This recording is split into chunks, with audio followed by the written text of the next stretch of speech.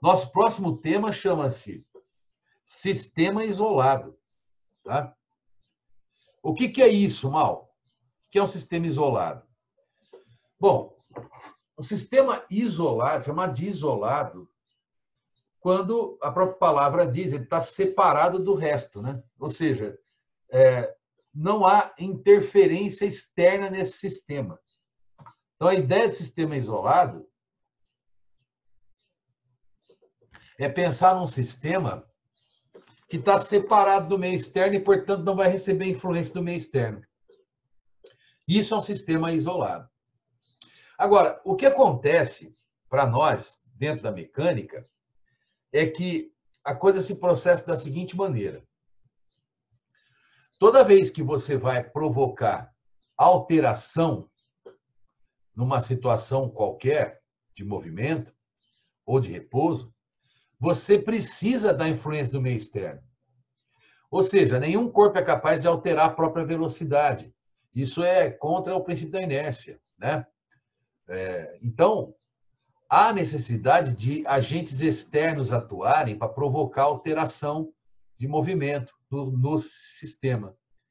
Mas se o sistema chamado isolado não recebe influência do meio externo, então o impulso que ele recebe do meio externo é nulo, tá? Então, mecanicamente falando, são sistemas isolados algumas espécies de sistemas. Ó, aqui eu enumerei duas espécies que podem ser a ideia de abranger todas as possíveis possibilidades, né? Então, ó, um modelo de sistema mecânico isolado são eventos que acontecem muito rápido. Porque se o evento for muito rápido, beirar o instantâneo, tá? Então aí não dá tempo do meio externo provocar mudança no sistema.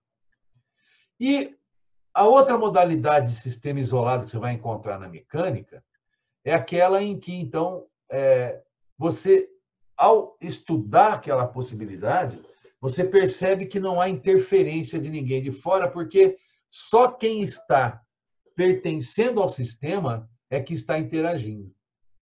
Então, esses dois modelos de sistemas podem ser, digamos assim, generalizados, né, para várias espécies de situações. Uma é essa aí que está na nossa cara explodindo o tempo todo aqui já. Eu esqueci de esconder isso para botar na hora certa, então está aí, ó. Sistemas que explodem. Pessoal, a explosão em si é um evento instantâneo, muito rápido, entendeu? Ou seja, o ato de explodir é algo quase que imensurável em termos de tempo, porque é um intervalo de tempo muito pequenininho, desprezível. Então, esse tipo de sistema, como explosão, disparo de arma, tá? Que é o evento, veja, é o ato de acontecer. Não é muito antes nem muito depois, é o ato de acontecer. Então, o ato de explodir é muito rápido, tá? Eu não estou falando da possibilidade de você ir lá e tirar o pavio, não, porque aí teve influência do meio externo. Então, aí não foi um sistema isolado. Eu estou falando do momento em que o pavio acabou de queimar e já está incendiando a pólvora. Então, desse momento para o final, é um intervalo de tempo muito pequeno, não dá tempo, não tem como o meio externo intervir em algo. Então, explosões, por exemplo, são sistemas isolados porque são eventos muito rápidos. Colisões entre veículos também são sistemas muito rápidos, né? Aí eu coloquei duas imagens de colisões aí, para passar a ideia de que o negócio é muito rápido. Mas esse da moto do lado direito aqui é muito engraçado, né, cara? O cara dá sorte de cair em cima do carro. Será que isso foi ensaiado? Acho que não, né? Olha lá. Mas Aí, ó, o ato de colidir é que é o fenômeno isolado. Não é, momentos muito grandes antes ou depois. É só o ato, tá? Ou seja, quando a colisão começou, no momento que ela começou a acontecer para o final, é um intervalo de tempo minúsculo. Olha, esse caminhão trombando de frente com outro carro aí, você vê que o ato de colidir é muito brusco, é muito rápido. Você vê essa moto trombando com a traseira do carro, olha lá, o ato da colisão é muito rápido. Tá? Então, por isso também é um sistema isolado. Você pode considerar como sistema isolado, por exemplo, uma situação dessa aí, em que o cara está andando dentro de um barco. Então, só está havendo interação entre ele e o barco. Tá? Porque a água em questão, ela oferece um atrito muito pequeno. Então, se você anda dentro de um barco, você interage com o barco. Então, a sua interação com o barco pode ser considerado um sistema isolado, porque não tem nenhum agente externo participando, ainda mais quando se despreza a presença de atrito, que é o que normalmente se faz para passar a ideia de sistema isolado. Ó, agentes externos não vão intervir aqui, não vai ter atrito. Tá? Mas você vê, só a pessoa está interagindo com a canoa. Então, é um sistema composto pelos dois, nenhum agente mais. Tá? Pode ser considerado sistema isolado decaimento radioativo. Então, digamos aí que eu tenha um átomo de plutônio. Né? Ele decai emitindo uma partícula alfa, né? E decai para um plutônio 236. Né? Então, esse ato, ele é interno ao átomo. Não depende de agente externo para provocar isso. Tá? Isso acontece espontaneamente. Então, o decaimento radioativo é um outro exemplo de sistema isolado. Então, como eu estava dizendo anteriormente, nesse tipo de sistema, você tem uma propriedade extremamente importante, que é o caso do fato dos agentes externos não produzirem alteração no sistema. E, por isso, o impulso desses agentes externos é nulo. E se o impulso é nulo, então a variação da quantidade de movimento, que é igual ao impulso, vai nos levar para um teorema muito importante dessa parte aqui, que é o teorema da conservação da quantidade de movimento.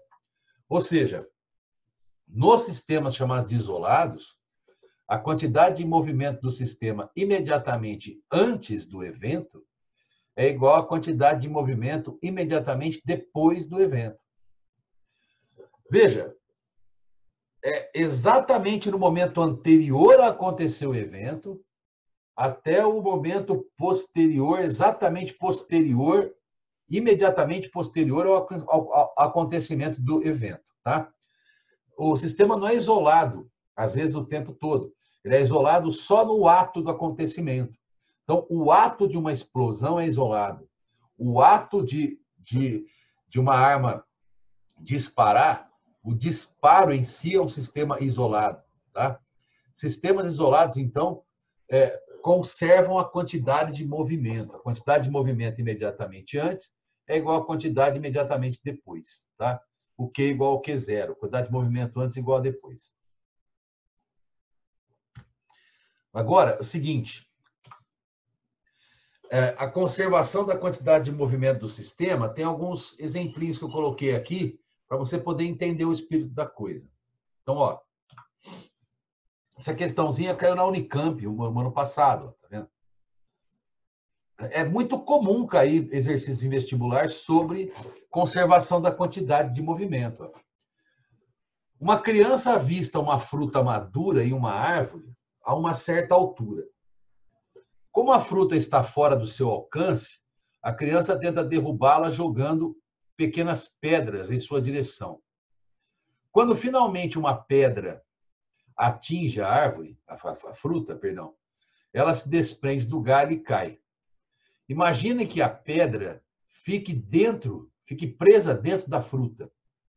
Considere que a fruta tem uma massa de 200 gramas e que a pedra tem massa de 50 gramas. E, quando atinge a fruta, tem uma velocidade horizontal de 2 metros por segundo. O módulo da velocidade horizontal da fruta com a pedra, logo após ser atingida, é... Então, ó, você reconhece que isso é uma colisão? Tá? Ou seja, a pedra vai trombar com a fruta para arrancar a fruta lá do pé. Então, por ser uma colisão, o ato da colisão é um evento isolado, porque acontece no intervalo de tempo muito pequenininho. Então, você imagina a cena, né? Você tem a pedra chegando para trombar com a fruta. Aqui eu desenho uma pera, porque eu adoro pera. Pera, para mim, é a fruta mais gostosa que existe no planeta. Então, tem aqui uma pedra chegando a 2 metros por segundo, horizontalmente, para trombar com a pera.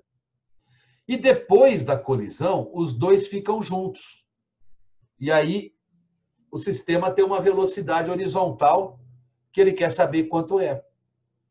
Então, por ser um sistema isolado, porque é uma colisão entre dois móveis, então eu posso dizer que a quantidade de movimento antes da colisão, a inicial, é igual à quantidade de movimento após a colisão, tá? Então, antes eu tenho a massa da pedra vezes a velocidade da pedra.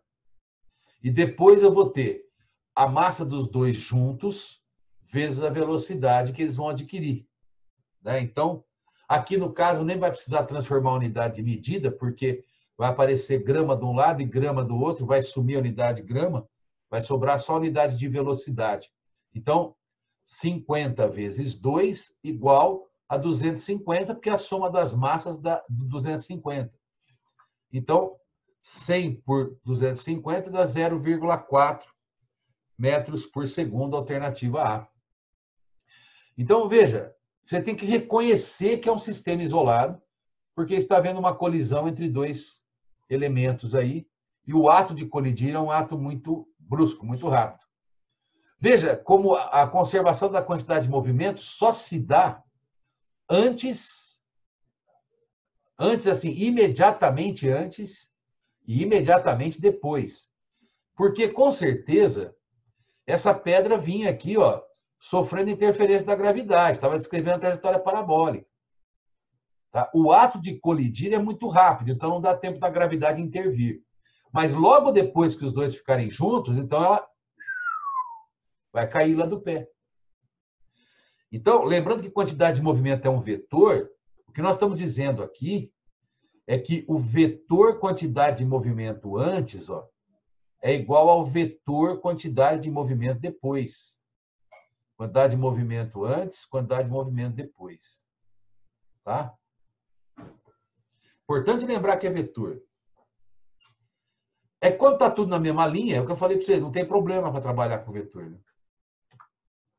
Olha esse da FUVEST do ano passado também. Ó. Um rapaz de massa M1 corre numa pista horizontal e pula sobre um skate de massa M2, que se encontra inicialmente em repouso. Com o impacto, o skate adquire velocidade e o conjunto rapaz mais skate segue em direção a uma rampa e atinge uma altura máxima H.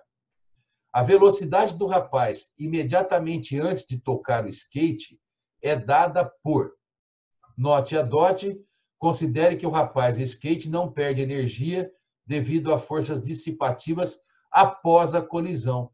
Ele até já falou para você, ó, vai acontecer uma colisão entre o rapaz e o skate. E por ser uma colisão, é um sistema isolado. Então, a ideia é essa, né? Ó. Antes da colisão, o rapaz vem correndo com uma velocidade V0 e pula no skate. Depois da colisão, o rapaz vai ter uma velocidade que eu chamei de VA, né, junto com o skate, e por isso ele vai conseguir subir até uma certa altura que eu chamei de H, porque no enunciado aqui, nas alternativas aqui, aparece a altura H, como sendo a altura que ele consegue atingir após a colisão, né? Aliás, no texto também aparece aqui, né? Altura máxima H. E como essa altura é máxima, a velocidade lá naquele ponto, que eu chamei de B, é zero.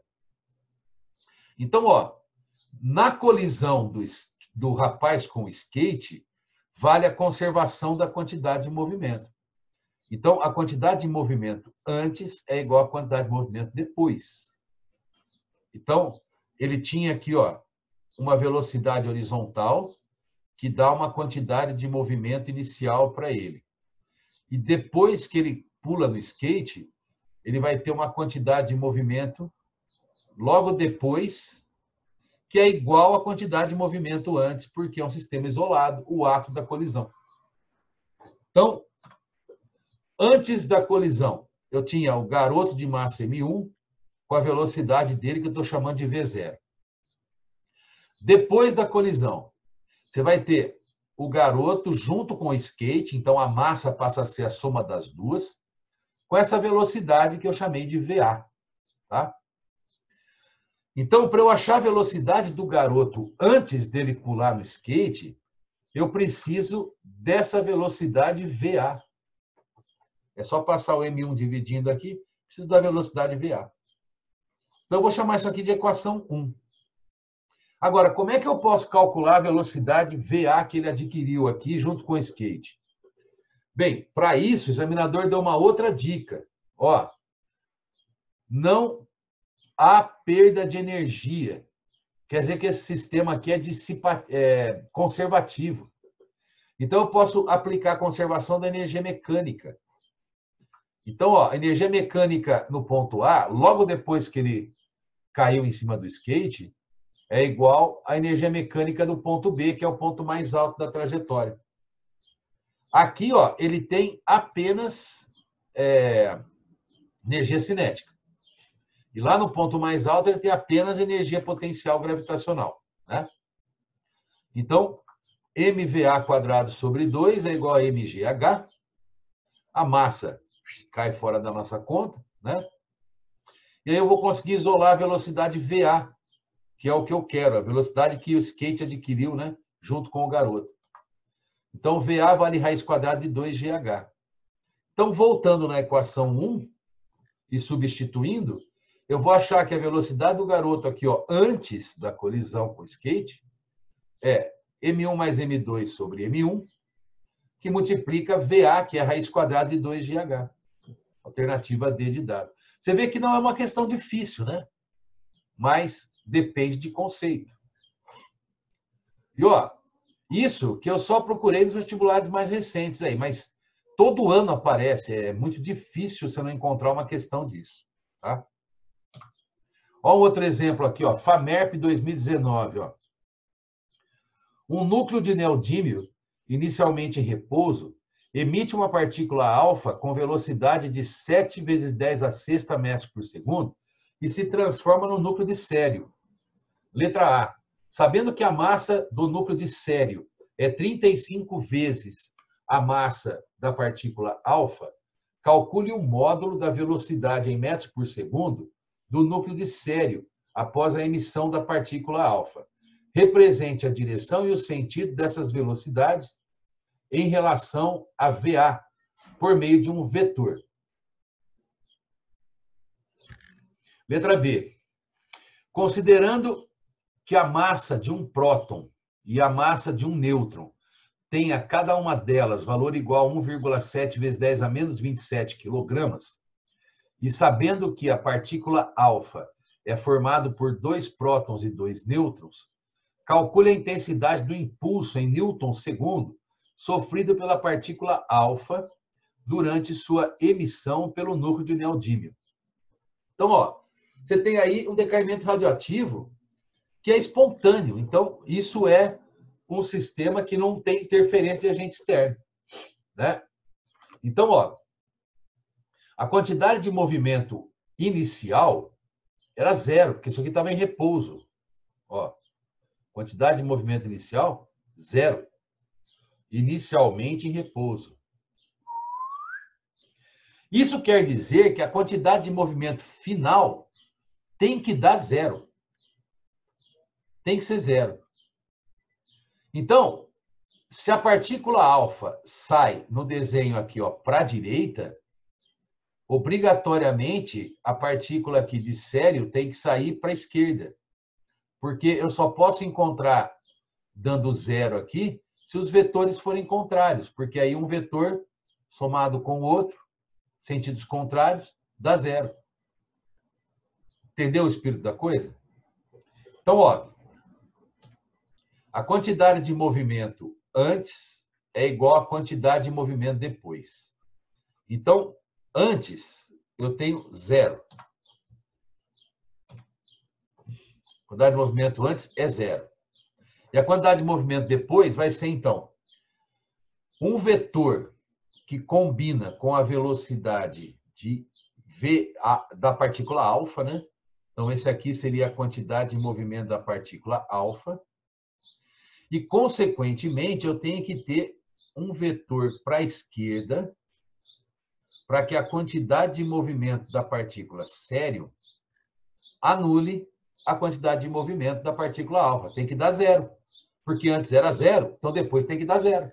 Simples assim.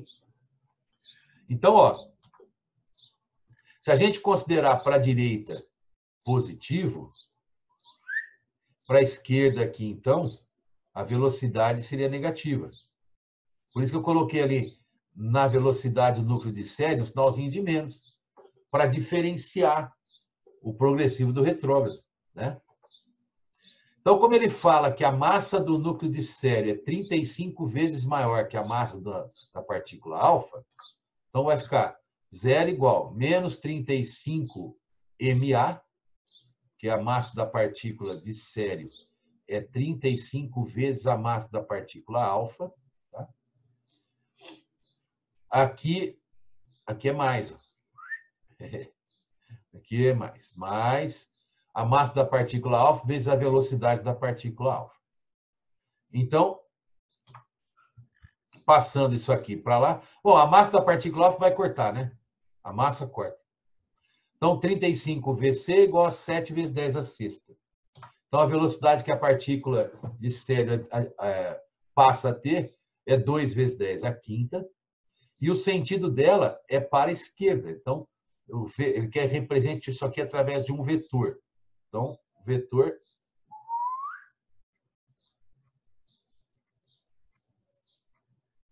tá aí. Agora, na letra B, considerando que a massa do próton e a massa do nêutron tenham cada uma delas valor 1,7 vezes 10 a menos 27, e sabendo que a partícula alfa é formada por 2 prótons e 2 nêutrons, então nós temos 4 subpartículas aí, né, que formam a partícula. E cada uma delas tem massa de 1,7 vezes 10 a menos 27. Calcule o impulso recebido, né, pela partícula alfa durante a emissão pelo núcleo de neodímio. Então, ó, o impulso é igual à variação da quantidade de movimento. Mas, inicialmente, a partícula alfa e o núcleo de neodímio estão em repouso. Então, a velocidade inicial é zero. Tá? Então, o impulso seria a massa, que é 4 vezes 1,7 vezes 10 a menos 27, vezes a velocidade adquirida pela partícula alfa, que é 7 vezes 10 a sexta. Né? Então, esse resultado vai dar 4,76 vezes 10 a menos 20. Então, veja, pessoal, que é necessário, né, que você tenha todas essas informações para que você possa resolver questões que envolvem isso. Mas, mais do que isso, é perceber que isso faz parte de um sistema isolado. Então, algumas dessas discussões de sistema isolado não exigem muito raciocínio, são diretas. Colisões entre móveis, explosões, são sempre sistemas isolados. Aqueles que vão causar alguma dúvida são aqueles em que você tem que perceber que não teve participação de agente externo, como é o caso aqui. Tá? O núcleo de neodímio emite uma partícula alfa. Não é que alguém vem e faz ele emitir a partícula alfa. Não, ele emite, é espontâneo. Tá? É uma uma atuação, uma consideração interna do núcleo de neodímio. Tá? Olha esse outro aqui, ó, da FACISB 2019. Você está percebendo? Só não precisei ir longe. Fui nos vestibulares do ano passado. Olha como é bem simples encontrar questões que envolvem o tema, porque é muito comum aparecerem. Tá? Ó, 2 pescadores A e B estão inicialmente parados dentro de 2 botes em uma lagoa de águas tranquilas. O pescador A e seu bote têm juntos 100 quilogramas. O pescador B e seu bote têm juntos 152 quilogramas. Inicialmente, o pescador A segura em suas mãos um pacote de 8 quilogramas. Em determinado instante, lança o pacote para B, com velocidade horizontal de 3 metros por segundo. E, como consequência, move-se com seu bote para a esquerda, com velocidade VA. Ao agarrar o pacote, B passa a mover-se com seu bote para a direita, com velocidade VB. Desprezando a resistência imposta pela água, olha aí, ele eliminou o agente externo que poderia provocar alguma diferença aqui. Ó. Então, desprezando a resistência imposta pela água ao movimento dos botes, os módulos das velocidades VA e VB são, respectivamente, A, B, C, D ou E. Então, ó, inicialmente, o carinha A, tá? Ele está sentado no seu barco com o pacote na mão. Ele joga o pacote. Veja, não teve participação de nenhum agente externo. Ele interagiu com o pacote. Ele aplicou uma força no pacote, o pacote reagiu aplicando uma força nele. Então, ele saiu para um lado, o pacote saiu para o outro. É um sistema isolado, tá? Agora, considerando, então, que antes, isso aqui estava em repouso, né? Então, a velocidade inicial aqui, ó, é 0. Então, você tem a quantidade de movimento inicial, 0. E pelo próprio desenho dele, você vê, ó, um vai sair para a direita e vai sair para a esquerda. Porque vai ter um vetor quantidade de movimento para a direita, um vetor quantidade de movimento para a esquerda. Entendeu? Para que um anule o outro, porque antes você tinha 0 de quantidade de movimento. Para que você tenha 0 depois, é necessário que esses vetores estejam um para cada lado mesmo. Agora, considerando positivo as velocidades para a direita, negativo para a esquerda, vou ter aqui, ó, massa do pacote, velocidade do pacote, mais a massa do indivíduo A com o seu barco, né? Vezes a velocidade dele. Então, trocando os valores que ele deu para a gente lá, a massa do pacote é 8, a velocidade do pacote é 3. A massa do pescador A com seu barco, 100 quilos. E a velocidade que ele adquire é o que eu quero achar.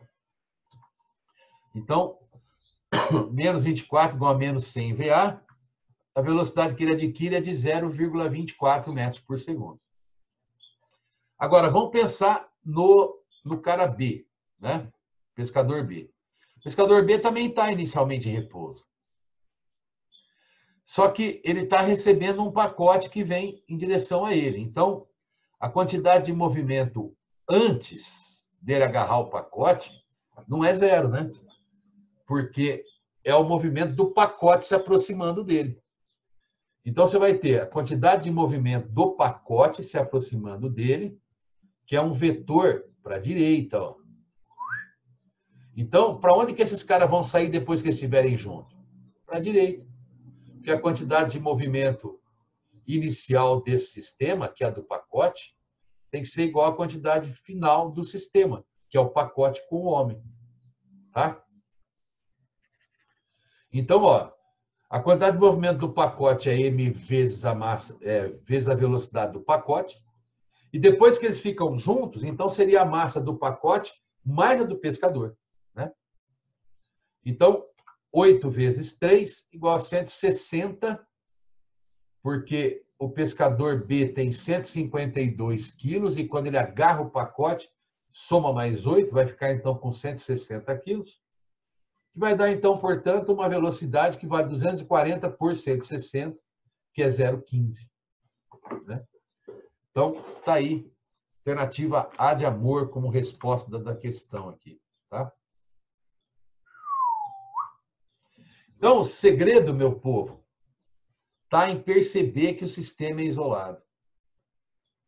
E você percebe isso quando o cara elimina os agentes externos, só participa os agentes que pertencem ao sistema, tá? E aí é alegria total e irrestrita. É o mundo girando.